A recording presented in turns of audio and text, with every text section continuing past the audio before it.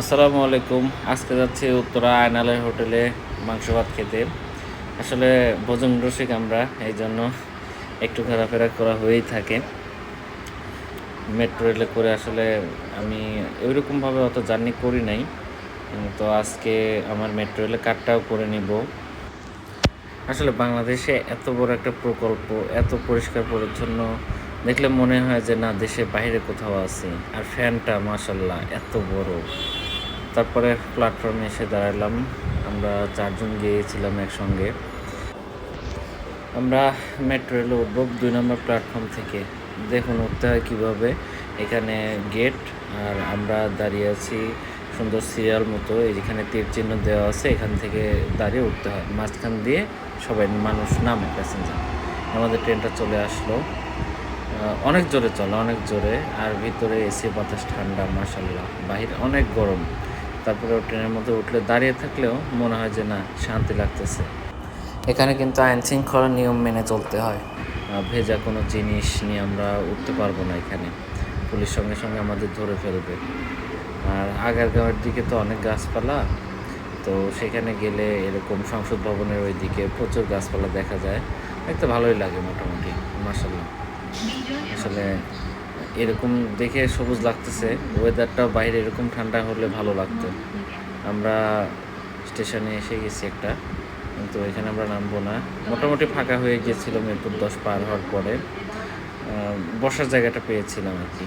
তারপরে উত্তরাতে এসে এই দিয়াবাড়িগুলোতে আসলে একসময় আমি আসতাম শুটিং স্পটে যখন ছিলাম, শুটিংয়ের কাজে। এখানে অনেক গরু পালন করা হয়। এরা গাভীর দুধ বিক্রি করে। ভালোই, সব মিলিয়ে গ্রামের একটা ফিল।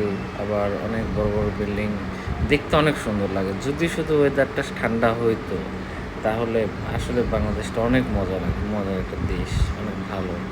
এখানে আবার এই যে টং দোকানও আছে পানিরপুরে। তো সিটটা আমার খুব পছন্দ হয়েছিল, যার জন্য আমি ভিডিওতে একটু নিয়েছি। বের হয়ে পড়লাম, আয়নালে হোটেলে যাচ্ছি আমরা। মেট্রো রেলে ভালোই জার্নিটা ছিল।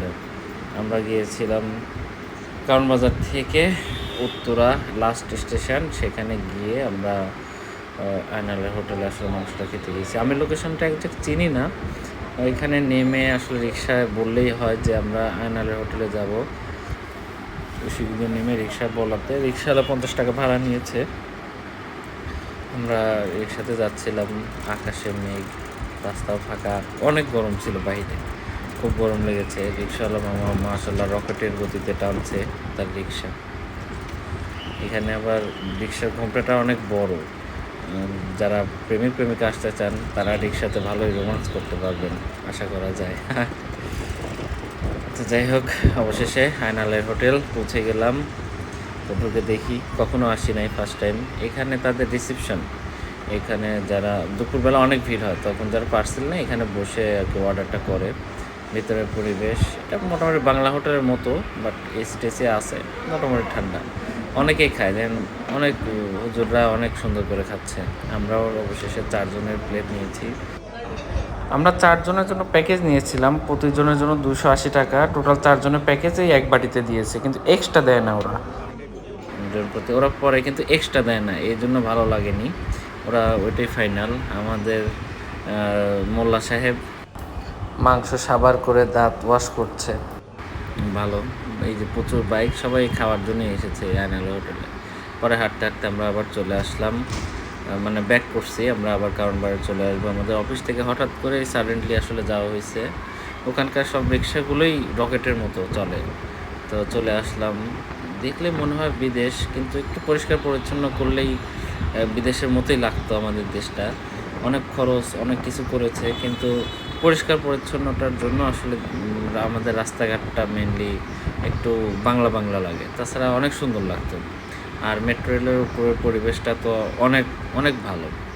অপরিষ্কার কবে হবে এখনও বলা যাচ্ছে না। তারপরে আমরা বাঙালি তো করেই ফেলবো। এই যে আমার কার্ডটা এখন এখানে পাঞ্চ করব। আজকেই কাট করছি। এই যে 728 টাকা আছে। আমি আসার সময় আমার 72 টাকা কেটেছে, এখন যাওয়ার সময় 72 টাকা কাটবে। নর্মালি আপনার 80 টাকা করে। ব্যাক করার সময় ভালোই ভিড় ছিল, ধাক্কাধাক্কি করে উঠতে হচ্ছিল। ভালো, উত্তরে এত ভিড় থাকে না। আজকে দুপুরবেলা পরে আমরা কামরার ভিতর দিয়ে এক কামরা থেকে আরেক কামরায় যাচ্ছিলাম, কারণ কোথাও সিট পাই নাই। তো মাঝখানের গেটটা আমি জানতাম না, তবে আমাকে একজন বলল যে মাঝখান দিয়ে যাওয়া যায়। পরে আমি মাঝখান দিয়ে আসলে বের হয়ে মানে মাঝখান দিয়ে আরেক কামরাতে চলে গেছি যে সিট পাওয়ার জন্য। পরে যখন দেখলাম পাচ্ছি না, তখন তো আর কিছু করার নেই।